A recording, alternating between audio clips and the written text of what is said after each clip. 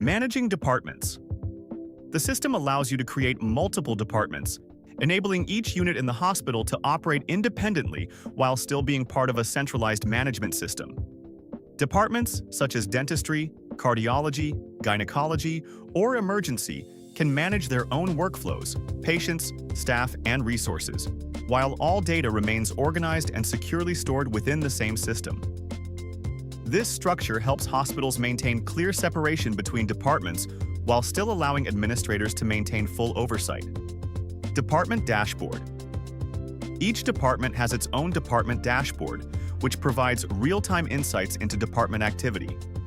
From the dashboard, you can monitor key statistics such as current number of patients visiting the department, average waiting time, patient inter-arrival time, daily visits, appointments, admissions, discharges.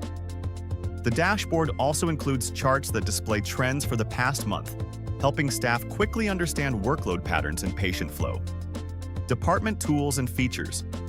From the department dashboard, staff can quickly access and manage all department-related functions, including inventory management for that department, department calendar to view appointments and schedules, task lists assigned to the department,